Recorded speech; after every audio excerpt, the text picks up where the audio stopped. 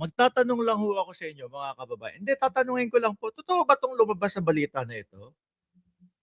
Totoo bang sinabi ni Rodante Marcoleta itong mga ito, na ang ginagawa niya ngayon ay itama si Justice Carpio, itama si Senator Ping, itama si Tariela? Totoo ho ba 'to, 'no? Kasi kung totoo ho 'to mga kababayan, eh, ibang klase itong Rodante Marcoleta.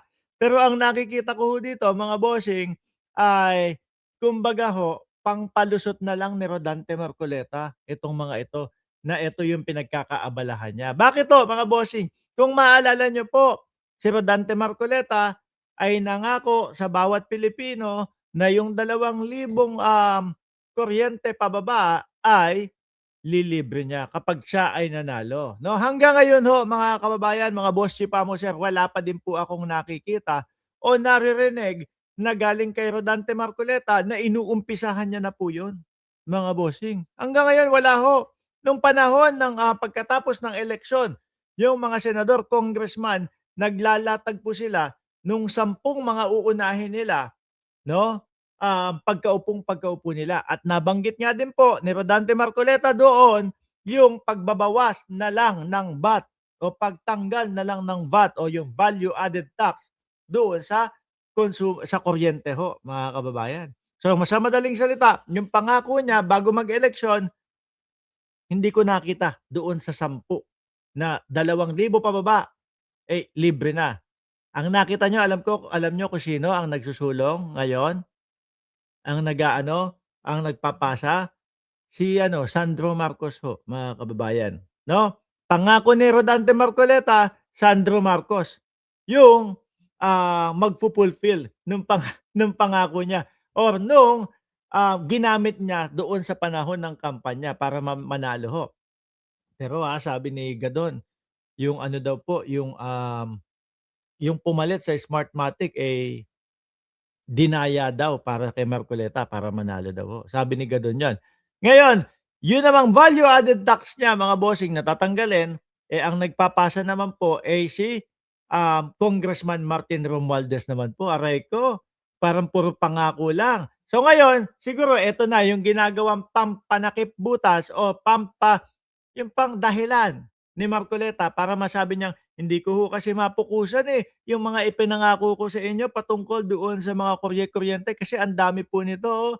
Itatama ko, oh, yung mali ni Justice Carpio, itinutuwid ko." Boss, mas madami kaming nakita, na sinasabi mo, na mukhang mali para sa amin. Yung there is no such as West Philippines, eh. 'Di ba? Galit taong bayan sa'yo, kaya ikaw naman, eh, kumambyo. Yung pagsuko nung Kalayaan Island Group na meron ng populasyong mga Pilipino, may mayor, may vice mayor, merong gobyerno ng Pilipinas, tinataas ang bandila ng Pilipinas, gusto mong isuko. Huwag kang magmaang-maangan, sinabi mo 'yan, nakatago yung video namin diyan. At kahit anong pabali-baliktad pa ang sabihin mo o palusot mo diyan, mahihirapan kang ilusot 'yan, boy. Ngayon naman daw po, itatama daw po yung mga mali naman daw po ni Senador Panfilo Lacson, mga kababayan, which is ang tingin ko, eh, yun ngang Kalayaan Island Group. Itatama din daw ho, mga kababayan, si Tariela. Puking inang yan. Biruin mo, mga bossing, J. Tariela, 'no, ini-explain na, hinihimay-himay na po lahat para sa mga kababayan nating mga Pilipino at meron po silang mga patunay.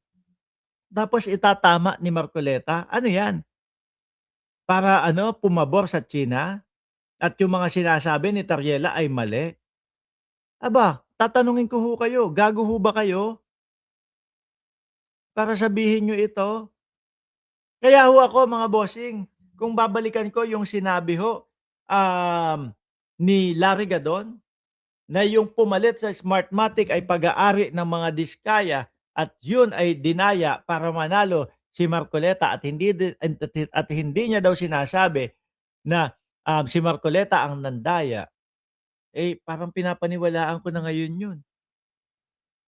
'Di ba? Kasi sa daming galit na Pilipino kay Rodante Marcoleta, pagkasabi pa lang ng there is no such as West Philippine Sea, eh, mga bossing, yun pa lang, uunti na o kokonti na ang boboto sa kanya nun, 'di ba? Eto dagdag niya pa, "Napakarami kong itutuwid ngayon, hindi ko alam kung kailan ako matatapos." Baka naman kasi yang pagtutuwid o yang sinasabi mong ganyan, dahilan mo na lang 'yan para masabi mong, "Kaya ko po hindi natututukan ito pong ano, ito pong, pangako ko sa inyo nung eleksyon dahil po dito sa mga ito."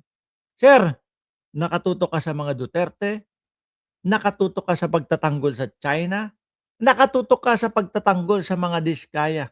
Yun ang aming nakikita, ano, sariling interes ang aming nakikita. Sir, tatanungin din ulit kita, 'no, isa ka ba doon sa sinasabi nung anak ni Juan Ponce Enrile na nakakatanggap ng pondo galing sa China?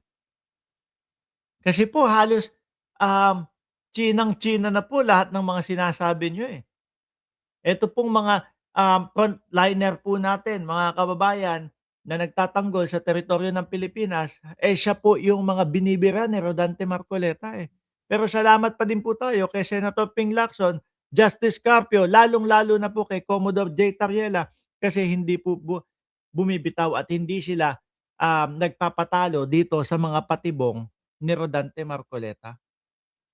O, 'di ho ba?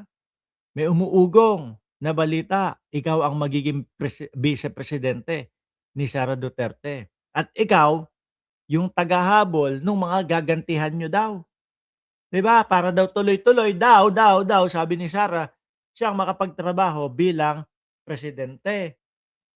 Ilan po ba mga gagantihan natin, boss? Tingin ko kasama ako diyan.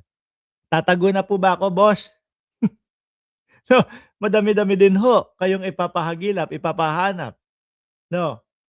Dahil yun yung nakikita namin, na kapagka kayo ay mga nakaupo at nasa tuktok ng kapangyarihan, aanuhin niyo na kumbaga, "Rest back na." Kasi yan yung mga pinupunto at sinasabi nung mga DDS ninyo, 'di ba? Hahabulin, kulang na lang sabihin nung mga DDS, "O ipapapatay kayo ni Sara Duterte at ni Marcoleta kapagka sila ay naging presidente at bisepresidente." Kulang na lang sabihin nila yun, Nakikita namin puro paghihigante ang gagawin ninyo kung sakali na kayo ay manalo. Pero kung sakali, tyansa nun, napakaliit na tyansa na kayo ay manalo, sa totoo lang. Dahil kita ng mamamayang Pilipino yung pagkampi ninyo sa ibang bansa para maagaw yung teritoryo natin.